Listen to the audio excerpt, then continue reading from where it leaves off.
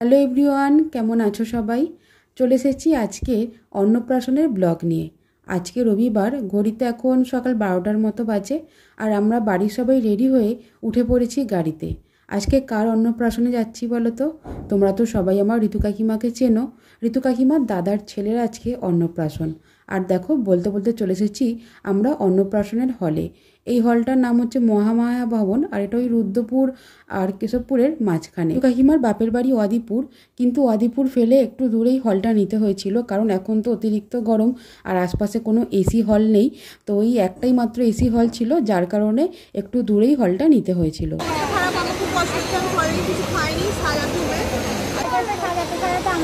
সকাল থেকে সাজাতে সাজাতে পুরো ক্লান্ত হয়ে গেছি। এই পৌঁছালাম হচ্ছে ভাত বাড়িতে। চলো।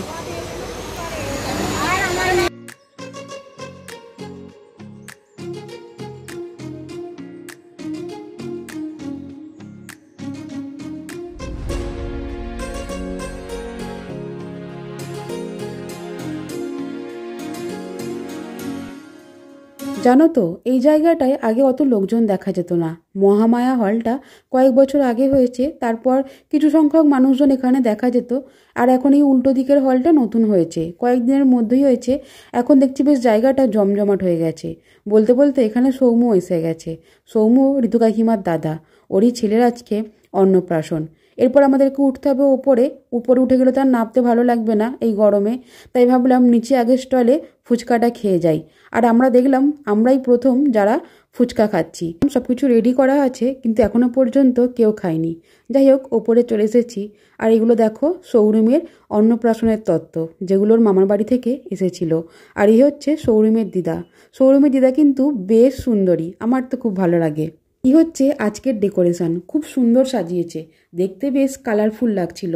আর এই যে দেখো, ইনিও হচ্ছেন সৌরিমের আরও একজন দিদা। উনিও খুব ভালো মানুষ।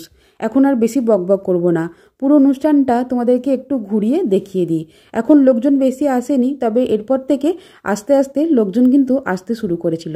চলো তোমরা পুরো ব্লগটা দেখতে থাকো।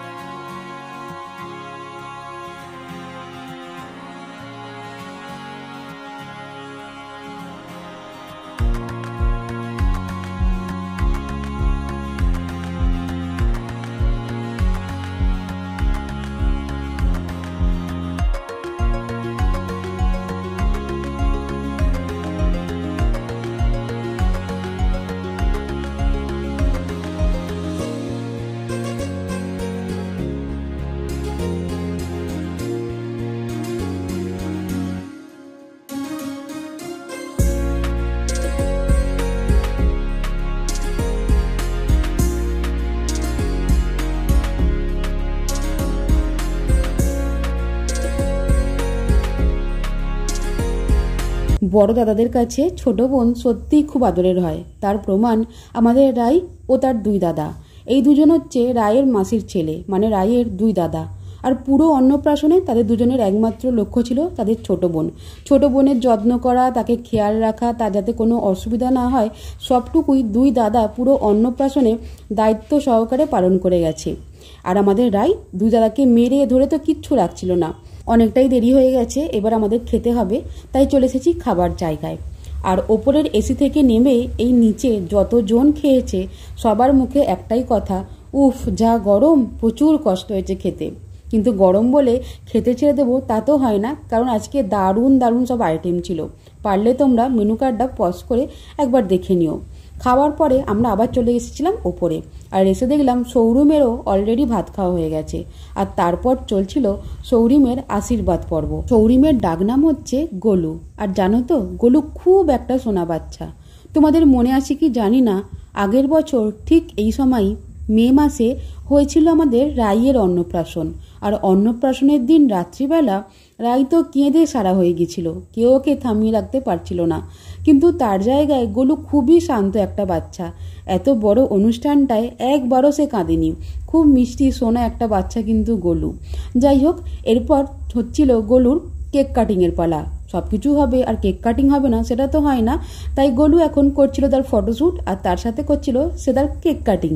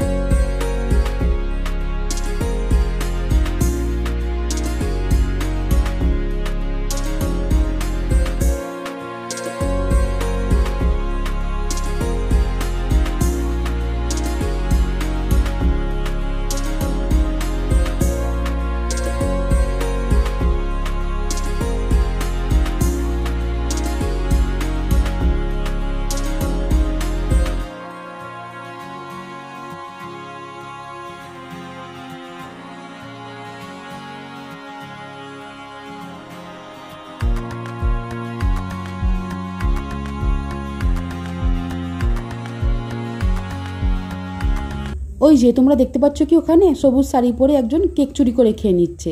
আর যাই দেখলো আমার ক্যামেরা অন আছে, অমনি আমাকে বলছে, আমাকে দেখা যাচ্ছে তো, আমাকে তোমার ব্লগে দেখা যাবে তো? জানো, একদম নয়, আমি মজা করলাম। ও কেক চুরি করে একদমই খায়নি। খুব মিষ্টি একটা মেয়ে। মৌক্তিকার সূত্রে ওর সাথে আমাদের পরিচয়, মৌক্তিকার বান্ধবী হয়। আর এখন তো আমাদের সবার খুব ভালো বন্ধু হয়ে গেছে। যাই হোক, এরপর আমরা সবাই একে একে করছিলাম গোলুর সাথে ফটোশ্যুট। আর দেখো, আমাদের রাই খাওয়া দাওয়ার পরে ওর জামাটা চেঞ্জ করে চলে এসেছে। রাই কিন্তু প্রচুর ক্যামেরা চাই, সারাদিন বাড়িতে প্রচুর অ্যাক্টিভিটি করে। যাই আমরা ফোনটাও সামনে ধরি, ও কিন্তু সব অ্যাক্টিভিটি বন্ধ করে দিয়ে পুরো হাদা হাবলা টাইপের হয়ে যায়। তোমরা সামনে না থাকলে বুঝতে পারবে না। আর এই যে দেখো বাবন্যা, বাবন্যা এতটাই ক্যামেরা ফ্রেন্ডলি, খুব মিষ্টি। বাবন্যা হচ্ছে গোলুর আর এক দিদি, মানে গোলুর মনির এক মেয়ে।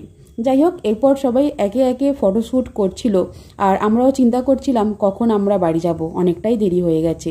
আর দেখো, পুরো হল ফাঁকা হয়ে গেছে। অন্যদিকে হল পরিষ্কার করার কাজও কিন্তু শুরু হয়ে গেছে, কিন্তু আমরা এখনও এখান থেকে বেরোতে পারছি না, আমাদেরকে কেউ আসতেই দিচ্ছে না।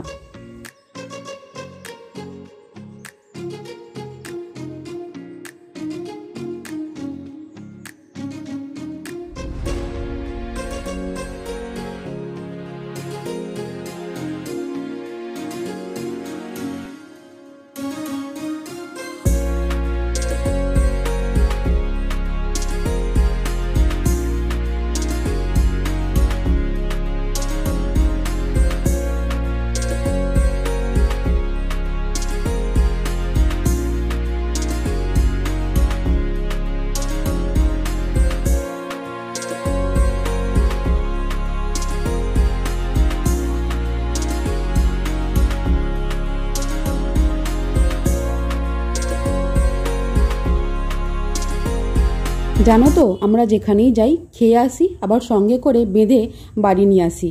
কি নিয়ে আসবো বলো তো আমরা? এই যে দেখো বেলুনগুলো, এই দাদাটা সব বেলুনগুলো খুলে সবাইকে দিয়ে দিচ্ছিল।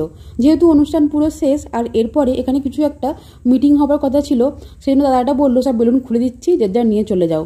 আর আমরা এই সুযোগ কেউ ছাড়িনি। আজকে সৌরুমের অন্নপ্রাশনের এই ছোট ছোট মুহূর্তগুলো আমার ক্যামেরা বন্দি করলাম, যাতে পরে কোনোদিন ইচ্ছা হলে আমরা সবাই এই ভিডিওটা দেখতে পারি, আর নিজেদের এই কাজকর্মগুলো দেখে নিজেরাই হাসতে পারি। সৌরিমও যখন বড় হবে, ও দেখবে যে ওর অন্নপ্রাশনে কীরকম লুটপাট চলেছিল।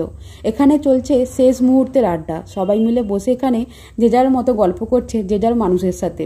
আর এই যে দেখো, এই দুজন বসে বসে আমাকে দেখে হাসছে আর বলছে, ভিডিও তো হচ্ছে, এই ব্লগ কবে আসবে তার কোনো ঠিক ঠিকানা নেই।